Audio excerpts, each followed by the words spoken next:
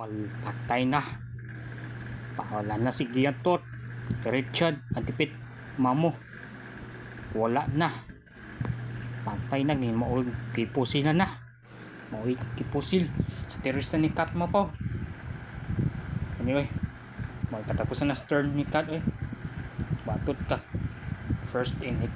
28 first turn ang konsihal sa Cebu City ni Chese Cares. First term na sa kansilor. Nag-turn ni Kat. Nag-turn na ni Kat. First turn na ang konsihal ni Chese Cares. First term na. Wala na ang turn ni Kat. First term na si Chese Cares. Kansilor sa Cebu City man. Ang tanong mong patay. Yun na lang ano.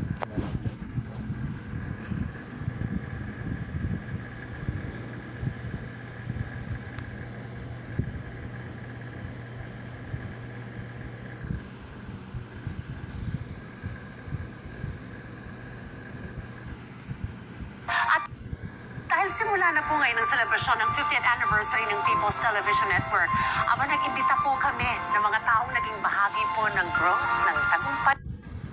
Bahagi po nila sa atin ang kanilang hashtag rin po ang kasalukuyang voice-over talent dito sa PTV na Sir Braggy Braganza. Good morning mga voice-over niyo dito sa PTV. Alright, Sir Braggy. Sample, okay, so siguro for Rise and Shine Pilipinas. Sige. Okay, so, alright, so sama-sama tayo, Monday to Friday, kasama natin si Diane Carrer, Fifi De Los Santos, and Audrey Goriseta. Dito lang sa Rise and Shine Pilipinas, sa PTV. Ang ganda po. Ma'am Pinky, baka may maalala kayo na... At dahil simula na po ngayon ang selebrasyon ng 50th anniversary ng yung voice-over talent dito sa PTV na Sir Braggy Braganza. Good morning, and it's an honor for me. Good Nakasama morning. Po namin kayo ngayon. Good morning. At dahil simula na po ngayon ang selebrasyon ng... Hindi malilimutan ng pumanaw na ang veteranong broadcaster at official network voice ng inyong pambansang TV na si Roderick Braggy Braganza. Si Braganza ay nagsilbing boses ng PTV sa loob ng maraming taon, kung saan naging bahagi siya ng mga station ID. Isang nakakalungkot na balita po. Pumanaw na sa edad 57 taong gulang ang official network voice ng People's Television Network na si Roderick Braganza, na mas kilala sa industriya bilang Braggy Braganza, nitong Sabado, Abril 25. Ilang taong nagsilbi si Braganza bilang boses ng PTV para sa mga station ID, program promotions at public information campaigns ng istasyon. Naging mahalagang bahagi ng on-air brand ng network ang kanyang tinig sa loob ng maraming taon. Bago ang kanyang stint sa PTV, mahigit 2 dekada nang gumagawa ng mahalagang posisyon sa MMDA Radio TV. Noong 2024, kinilala si Braggy bilang remarkable radio and TV host sa Southeast Asian Premier Business and Achiever Awards.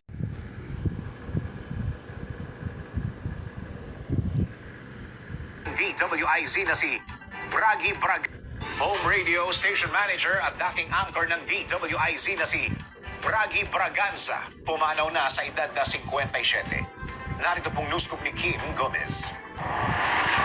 Pumanaw na ang long-time award-winning radio DJ at station manager ng Home Radio 97.9 na si Roderick Braggy Braganza sa edad na 57. Bukod sa kanyang responsibilidad sa Home Radio sa loob ng isang dekada, nakilala si Braganza sa kanyang papel bilang voice-over talent para sa DWIZ at ang government TV station na PTV4, na bahagi ng excellence in ni DJ Braggy. Home Radio Station Manager. Para sa Thank you for watching. Nationwide, mag-follow. Mutan ng nakararami ang ilang dekada. Siya'y walang iba kundi So that's how I got in. Okay. And the rest was history. bago pa siya naging Hindi malilimutan ng nakararami ang ilang dekada ng nasa likod ng boss maglilingkod sa bayan. Sometimes having no plan is the best plan of all. So sa totoong buhay ng People's history. bago pa siya naging bahagi ng PTV, isa na siyang mamamahay. Noong 2024, kinilala siya bilang remarkable radio at TV host sa Southeast Asian Premier Business and Achiever Award.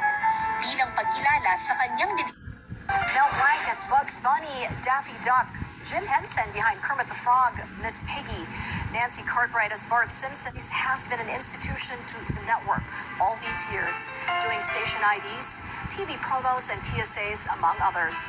Roderick Letonhua Braganza, otherwise known as Braggy. Sometimes having no plan is the best plan of all. So go wherever the road takes you. Are you also sound that passes through the ears, but for In that building. personality, a remarkable radio's voice that left a mark, and for many, this